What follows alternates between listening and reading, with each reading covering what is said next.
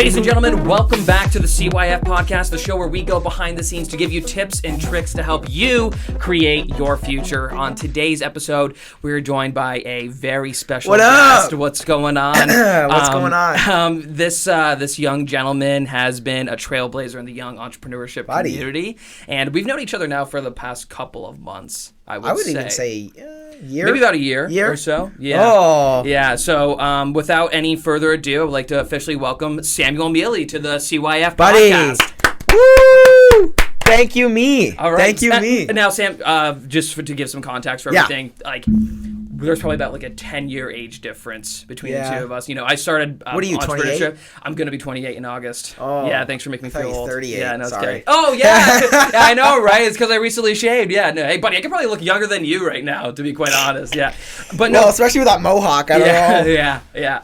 But Sam, for people who don't know who you are, want to learn a little bit more about you, kind of just give us like a quick backstory. 100%. Okay, so basically I'm the CEO of a company called Vision Lux. We're a multimedia production company, and I'm also the host of a show called Meeting Gold, which is kind of similar to something like we do as well, except we do other stuff as well. We do like on the street interviews, it's that kind of thing. So I have some fun with that. I'm an aspiring YouTuber now. I'm doing those YouTube vlogs. We're posting one today as well. But I went to Eden High School back in grade 9 till grade 10. I was editing Fortnite videos. So I was editing like video game videos, that kind of thing. And then grade 11, I was like, okay, I got to make some money. So I applied to McDonald's, worked at McDonald's for a year. I had some other jobs in between that, but McDonald's was really just my first main job. And then out of that, grade 12, I was like, hey, I'm gonna pursue my business. So I got 2 clients. I got a church and I got a men's fashion shop. A church? Yeah, okay. Yeah, because I was editing their sermons. Oh, nice. So they needed that. They needed their sermons to be edited. So I was like, okay, yeah, I'll do it. And I got it through like a friend. Okay. Right. So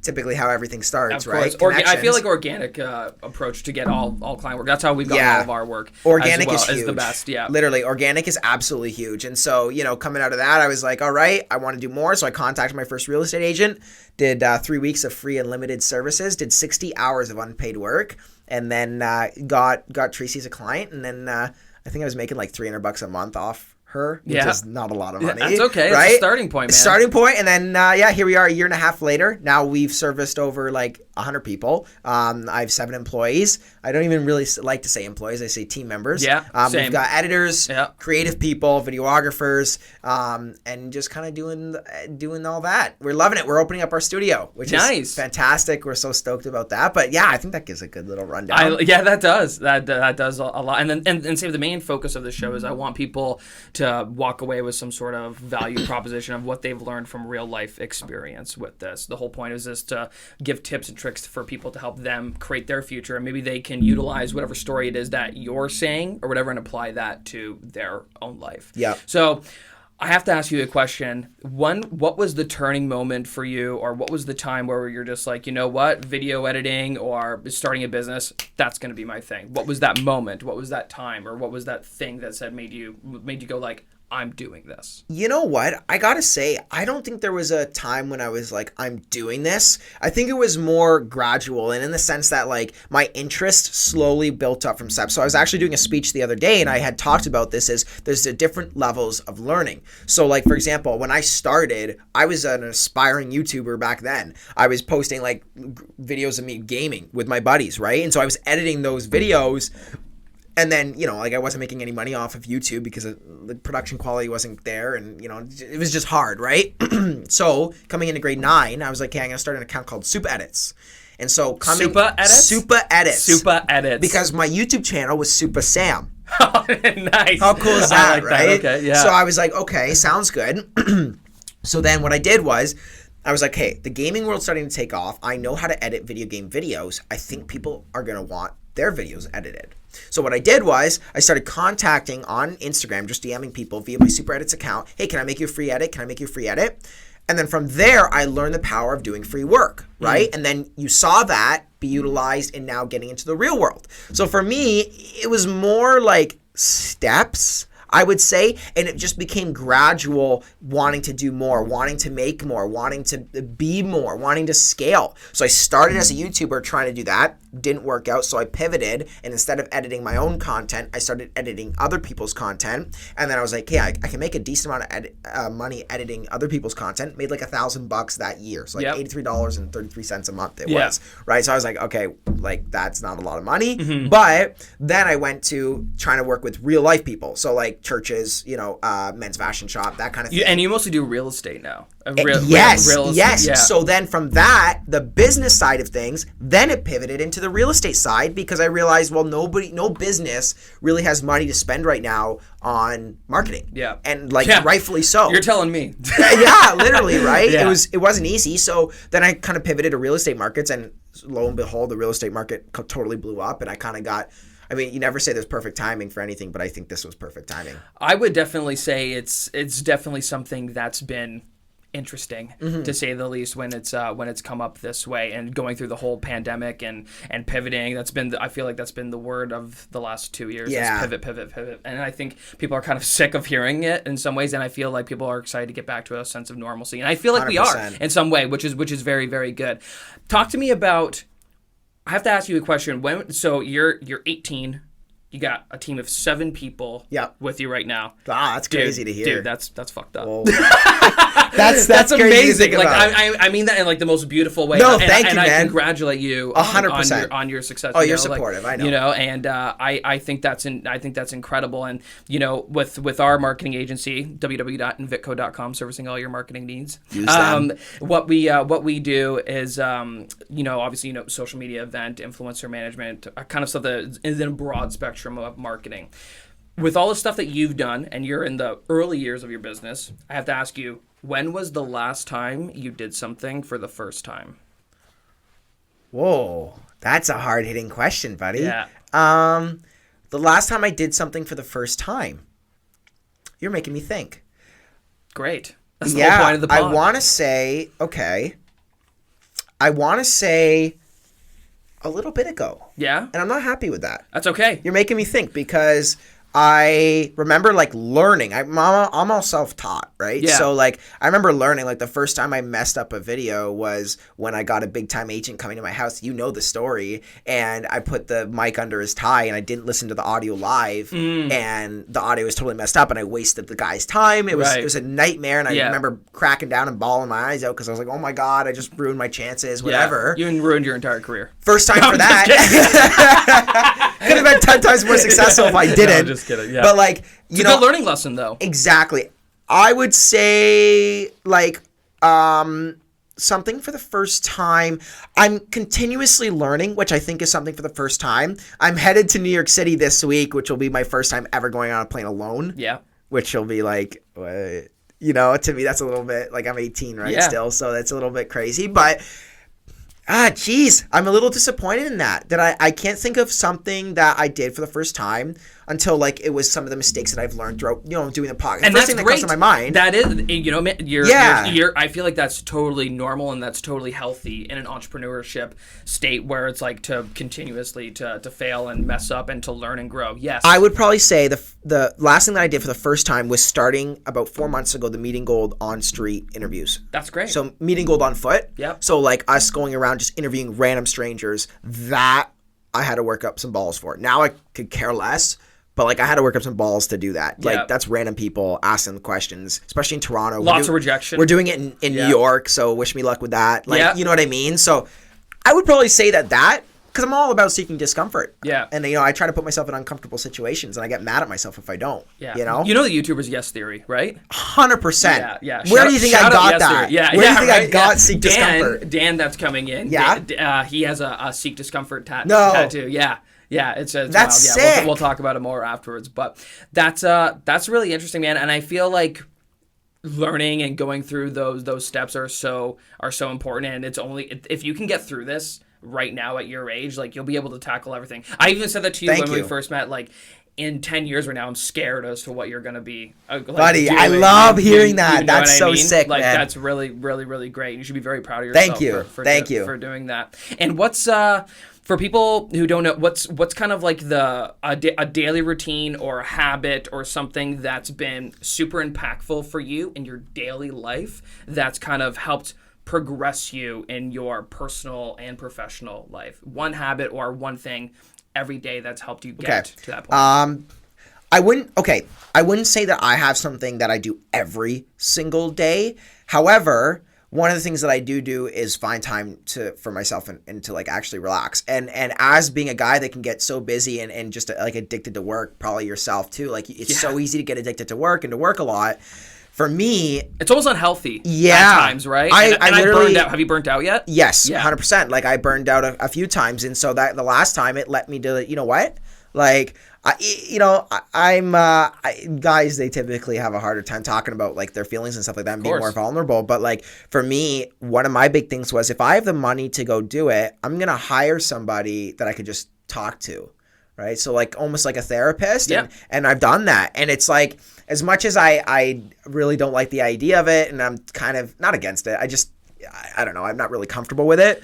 And I think that comes like I don't want to say that comes with age, but I feel like just the more that you're self-aware of it, the more easier it becomes to have those difficult conversations. And you got to hit it young too. So I'm realizing more and more like I don't want to be like certain people that I see that are 40, 50 years old who are so stuck in their ways they won't change, right? So I'm kind of looking at, okay, if I can hit it early now, how can I be a better person, right? That's the number one thing. And so like for me, it's setting aside time for myself. And when do you do that? Once a month. Once a month? Once a month. Wow. I force myself to do it. And it's in Oakville too. Like it's not cheap to do, but it's like I do that. Also, one of the things I probably will say that I do more so every day is like intentionally relaxing. Like laying down and just being okay with just like scrolling through TikTok and going on my phone. Right. Like and not feeling bad about it. Yeah, not feeling bad about it, because I always had the sense like if I'm just laying there, what am I doing with my life? Wake up. But no, like for me it was, you know, now I'm trying to more relax and just enjoy myself, but also, you know, I'm trying to scale a business here. But, of course, you know, like at the same time, you got to find time just to be okay with relaxing. Yeah. That's what I would probably say. Yeah. That's great. And I think that's something that I struggle with a lot is relaxing or having downtime. It's hard, man. You know what I mean? Yeah. I feel like I always have to be on all the time, like mentally, like, and I think that's very admirable for you to say about acknowledging your feelings or talking about it, because what we're doing here with the CYF project and create your own future. Yes. www.cyfproject.com. CYFproject.com. This has been an idea and something that I've been thinking of doing for like literally. I think I had the first initial thought of doing it. I checked my phone when I made the first like rough logo was like 2019. Wow. And now it's 2022, and I realized that I didn't want to like put myself out there as like a personal brand or have a merch line or whatever until I was 100% ready and confident. Like, this is what I'm doing, you know, because I do want this. I want this to be bigger than me or be bigger than anything that like, I don't want to say anything that I've done, but I think what was the idea behind it? To make an impactful change, because with every piece of merchandise that we sell with the CYF project is we're donating a piece of the profits towards a scholarship fund for a high school student who wants to study mental health education at the post-secondary or independent level. So we want to create opportunities for mental health educators to essentially influence and help as many people as we can for the next generation. That's really cool. And I feel like that's not like, it's not impossible to do. That's the thing, you know. If we're selling a bunch of merchandise, that's more scholarships that we can allocate towards people. The first one that we're going to be doing is for my old high school, St. Michael Catholic High School. We're donating $1,000 for a high school student who wants to study mental health education at the post-secondary level, and we just want to know what their story is, why they're passionate about it, and how they think that they can make a difference. And hey, bring them on the potty. Yeah, that would be great. Sick. Oh, for sure. And I have more ideas about like, you know, how to integrate, you know, the project, which is the merchandise line, the podcast, which is getting real life valuable experience. I feel like school is amazing. I will never knock anyone for not going to get an education, because I do think education is important, but I feel like listening to real life experience and like you telling me a story of what actually happened to your life I'm going to resonate with that so much more than what I read in a textbook. I couldn't agree more. And I said this, I was speaking to my old entrepreneurship class literally yesterday, and I was like, you know, school is great, but at the same time, it doesn't give you a kick of reality. And that's what's really hard about it, is you're being told yes and all that all the time in school and, you know, like what to do. But when somebody's not telling you what to do, I was like, this is the most freeing thing. I don't know what I'm doing tomorrow. Yeah. But that's also the scariest thing in the world. Scary. Because what are you doing? What's your purpose? What are you chasing? Yeah. Right? And how do you have self-discipline to like go ahead and like try things? You know what I mean? Or to do things or to try and scale. Like I wish that there were like, and that's why you can talk with people like how to scale a business 101 in your industry. There's not a book for what you are actually doing right now to help. You know what I mean? You're going off your experience to help elevate your brand and what's going to be different. So you can listen and take in information, and that's what we want this whole experience of what we're doing to help. Which is fantastic. You know what I mean? Thanks, man. I appreciate it. So, and switching gears with that, hit me with it. Where do you see yourself for growth in terms of creating your future in the next 5 years? You're 18 right now. Dude, in 5 23. years, you're going to be 23. Wow. I started when I was 22, 23. Really? So I've been in business now for almost 5 years doing this. So think about it. I don't want to say you got a 5-year head start, but dude, you got a 5-year head start. I know, right? I know. And you are doing so well at your age. Like in 10 years, like you could be taking over like so many different things. I'm so excited for what. See, that's I'm excited for what the future holds because I know that I have control of it. See, I have the self-confidence to know that for me, I'm gonna be okay.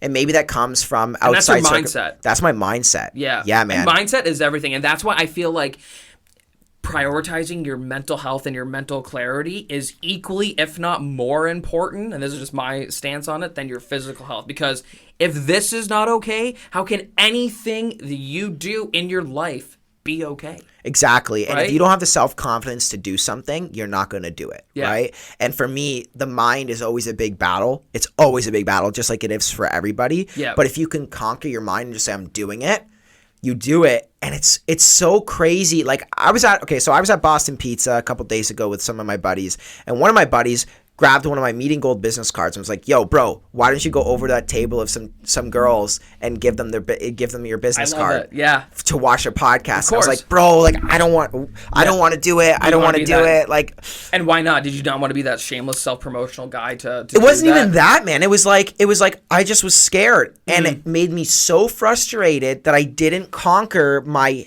mind in doing that. Right. So your mind is your number one tool. And if you can learn to conquer it and have the self-confidence to pursue that. So going back to your question, like 5 years from now, I got to be honest, man, I have zero idea. And that's great. And that is scary, but it's also freeing. Yeah. It's also not stressful. Yeah. Right? It's we were literally saying this just before we started the podcast, is you create your own stress. Yeah. And I'm deciding not to create my own stress when it comes down to 5 years from now. I know within a year I want to be the biggest media company by sales in Niagara. Yeah. Like without question, that's 100%. We want to do that. Yeah. And it's not even for the money. It's just to show that I know to myself I can do that. Right. That's a personal goal for you. It's a personal goal. And that's great. Yeah, exactly. And it's great to have It's that. not even for me. It's not even like I've kind of realized that the chase for money isn't like a big thing anymore. I'm not chasing more. Obviously, it's great. You know, I love scaling a business, but I love scaling a business for the aspect of team and helping support other people. Yeah. But also, it's almost like you get an adrenaline rush from signing new deals, not because of the money that you get, but just because you get more what you're doing is working. Yeah. Yeah, and the opportunities, they just keep coming and coming. So, you know, a year from now, yeah, we're going to be the biggest media company in Niagara by sales. I know that without question. Now, what else does that look like? 3 years? Man, I don't know. I would love to have a place in Florida. Yeah. I would love to. Yeah, and be able to go down to Miami and film some stuff there. But I definitely think, like, as an influential profile, I definitely want to have a really solid following on YouTube and a solid following on Instagram as well. Yep. We're building that now. It's completely organic. For sure. Without question. That's great, man. And that's one thing that I'm doing now too. You know, it took me, almost 28 years to really focus on getting my personal brand and my shit together. Yeah. Of like, okay, you know what, Matt? Like I really I do a lot of self-reflection in terms of, okay, in the next 5 years, do I want to look back on my life and be like, I did not take the chance to start that podcast, or I did not take the chance to have that personal brand, or the fact that I didn't even try. I feel like I would totally kick myself for doing that, because I do a lot of different things, and sometimes if you do a lot of different things, it kind of dilutes your focus, and that's something that I've always struggled with my entire life. It's like playing drums in this band, doing magic, a thing which I did last night, running a marketing agency, managing influencers. Yeah, and you do drums too. Like what? Yeah, it's like you do everything. It's not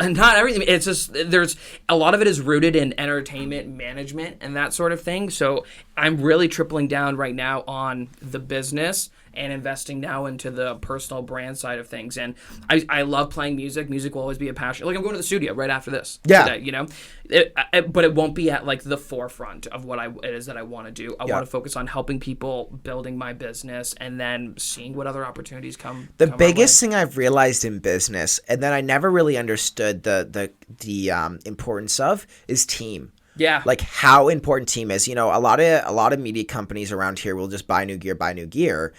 And just to get higher quality stuff, there is a capping point in my opinion. Like compare a Red camera to an A7S III. In my opinion, there's really no difference for any tech geeks who are listening. But when it comes down to like buying new gear, I've kind of realized, listen, I have the gear that I need. We've got a decent amount. Yeah. But the difference for me is, why would I buy new gear to try to make higher quality stuff that will bring me more business when I can't even handle the business that it's bringing me? I may as well just invest the $2,000 or $3,000 that I would spend on a new camera. Well, nowadays into a team member, $3,000 to $5,000 into a team member, or doing teams, taking the team out for lunch and really connecting with them, getting to know them, doing team events. Yeah. Shout out to Brand Boulevard and Chris Sinclair and Sean, because they were absolutely like Shout out Brand Boulevard. Shout out to Fairchild. Yeah. Literally just like mind-blowing what they do for their team. And it was absolutely, my eyes just went wide. To jump gears into that, that is one thing. You're a young CEO. I consider myself to be a young CEO, even though there's a 10-year. Which is crazy, right? I'm glad I get to still call myself a young CEO by 30. Dude, yeah, of course. You have such it's insane. Like David, who's working behind the scenes right now, very, very, very, very graciously with that. My mindset with hiring, because now or bringing people onto the team is, we have a team total of 5 now, is I work for them. I want to make sure that I give them the best possible work environment. If there's an issue, they can talk to me with open arms. If there's anything that they want to talk about, no idea is stupid. Nothing is not valuable. Like, you can literally talk to me about anything. Hey, David, how approachable is Matt? Well, can I step on? You can. How approachable am I? I'll still be that $50 after. Do you want me to be honest? He's really approachable. Just talking to okay. Yeah. So every time I'm in the office, selling Vitco. That's my job. So every time I'm in the office, I can talk to him about anything. Literally, he's like a buddy. And if we have an idea for, I don't know, reaching out to a client or throwing something, if I tell him, he'll give me feedback on it. If he likes it, we'll pursue it. If he doesn't, he'll tell me honestly, like, yeah, this doesn't work because of this. And then I get to learn from that. So now I know kind of what Matt likes, and I bring the ideas that would work for Vitco. And then now we're molding together, and he's mentored me, and we're open, man. Young people, man. I've realized. Thanks, buddy. I appreciate you. Young people are honestly, in my opinion, and the future, dude. I love hiring young people. Me too. Like Devin, he's 18 years old. You're welcome. And, for anybody who doesn't know, like, Devin's 18 years old. Matt introduced me to Devin. It was a good friend of his, and Devin's phenomenal. Like, Devin great, helps man. us with our entire business, right? And he records a lot of our stuff, and it's like he has a mindset, just a pure drive, pure motivation, and he sees a vision. Yeah. But at the same time, we just hired an amazing Kevin, an amazing editor who's 33, who literally jokes like he's 18, but at the same time provides that older knowledge and experience in, per se, his field of editing. Right? So we value everybody's advice, but when it comes down to it, this younger, more energetic mindset, a 60-year-old can have that and blend well with a 20-year-old. Sure. I just think that it's very easy to find it in 20-year-olds, hard to find it in older people. That's why when I found Kevin and Johnny, who's 26, that's still young, I'll say, but they have that similar mindset, right? Mm-hmm. It's amazing. I absolutely love being able to share the same energy with people. Me too. And I feel like when people ask, and going to talk about energy real quick, I feel... and I got this from a Jay Shetty podcast. I listen to a lot of Jay Shetty podcasts. Lots of him. Yeah, he's amazing. is when people go to have a meeting with you, when people go to like sit down and talk with you, they're not actually there, in my opinion, I totally agree with this, they're not actually there to sit down and spend time with you. They're there to feed off your energy, and how you make them feel is super important. You know, it's because, you know, everyone can do the Zoom thing or and that's great, but there's something about energetically connecting with someone that you really resonate with, that's going to make, like, every time that we get together, I feel fired up. It's the energy. You know, you feel good. I feel good. It's like we're ready to go. We're ready to work, and it's like we got it. When we hired our team, I literally said only in house, because now that we're getting the studio, there's no excuse to be separate. And in my opinion, a team is strong when they're together. Totally. Separate, nobody knows each other, and I think we can get a lot more done in house. So that's why I'm like off the walls excited to be able to work in house with editors, with videographers, and just with all of our creative people, social media guys, everything, right? Because they are absolutely going to connect, and ideas will be flowing every single hour of the day. We're excited to listen to music and just bop around and have some fun, play the VR headset, you know what I mean? For sure. And really just get to know each other and build those connections, because human connection is the number one thing in anything, friendship, business, whatever it is. Your communication, and I will swear by this, is like your communication and how you talk with people is the number one thing above all else. You know what I mean? Because we could have a conversation about literally anything, but how I go in and approaching this attitude, like I could say for example, I'm not happy with the editing of like the podcast or whatever. Like, this is just an example. I say, dude, you know what? You absolutely sucked on that. Like, what the hell were you doing? Like, this is absolute bullshit. Like, I can't believe, like, what the heck did I do this for you? As opposed to saying, hey, you know, man, I wasn't feeling the best with it. Could you maybe sit down and we can work together to kind of figure out a more proactive solution of what we could do? Yes. So you're saying the same message, but how you say it is so important above literally everything else. And I think having that self-awareness and that mindset of like knowing how to do it or knowing how to approach those conversations really enhances your communication with your team members, your employees, your friends, or in general. 100%. 100%. I think we're getting kicked out here by David. No, it's okay. Yeah, we just had a minute of the cameras. No, that's great. No, and that's and when you went back to, I want to go back to your sales thing for a quick second there. What motivates me is having amazing experiences. I want to impact a lot of people. I want to be a positive influence. I want to literally leave a positive impact in literally anything that I do.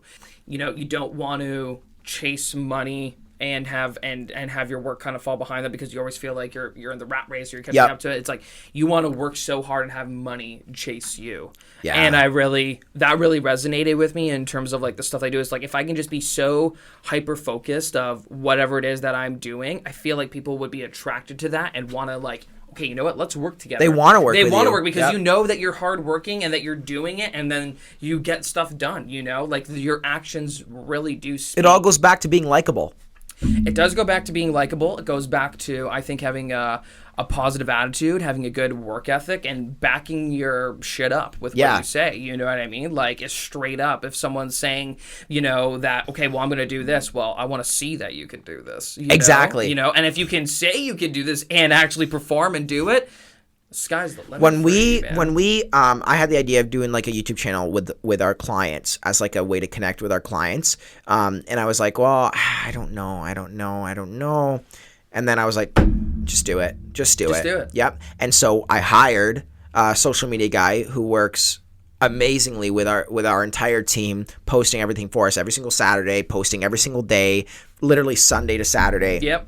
Non-stop. And then what he does is he connects with our team and lets them know like, hey, I need this for today, I need that for today. So we've got it automated like that. But being able to have somebody like that, I would not be doing it on my own.